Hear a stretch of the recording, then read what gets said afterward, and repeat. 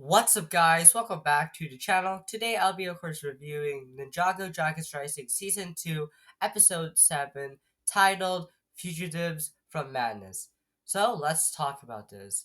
Now, before we begin, if you haven't watched my previous 6 reviews, go watch them now. Also, huge spoilers for this episode. So, if you haven't watched this episode, go watch it right now. It's out on Netflix. But without further ado, let's talk about this episode. Now, this episode is very surprising because this character appears twice in this episode.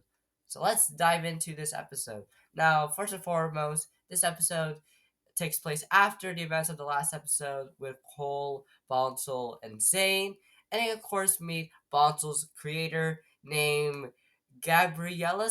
I can't pronounce her name. I'm sorry, but let's just call her Sorcerer. That's what Cole said in the episode. But, she, of course, helps them to find a way to hide Bonzo to prevent, of course, the Blood Moon. Also, I really love this moment how Cole talks about the crack in the wall that looks like noodles because Cole and Jay had a fight and they broke and cracked the wall of the monastery. And I just really love how the two of them got hungry and stopped fighting because it looked like noodles from Chen's Noodle House.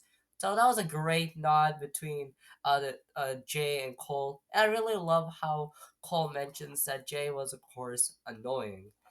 And of course, the big stuff comes in with Jay later in this episode. So let's talk about that later. Now let's talk about, of course, the ninjas, of course, training.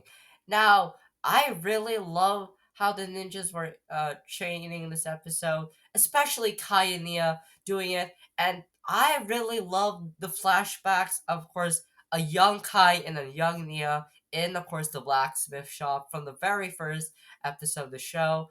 And I really like young Kai and young Nia's design, especially young Nia's design with the old haircut. And I'm so surprised that Wild Brain managed to, of course, recreate Kai's old hair from the what's it called again? From the actual Lego hairpiece, not from the show itself, because that was kind of hard to make.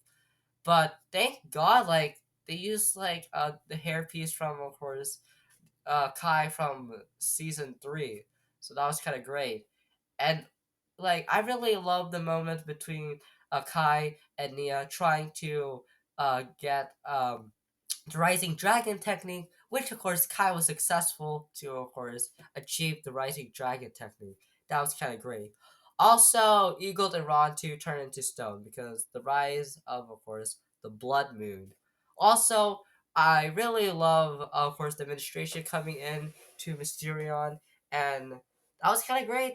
That, of course, they, of course, showing up to, of course, get Zane because he was unauthorized to legally get out from the administration. So, yeah. And also, Jay appears in the end of this episode. Great. I was so happy that he, of course, appears, and he still doesn't remember who he is. So, yeah. Also, the sorceress has this weird yellow spirit. Is that Master Wu?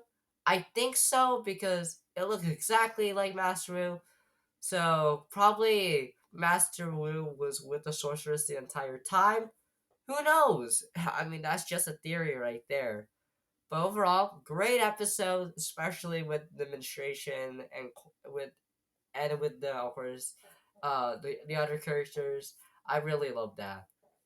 But yeah, that's everything I'm gonna say with this episode right here.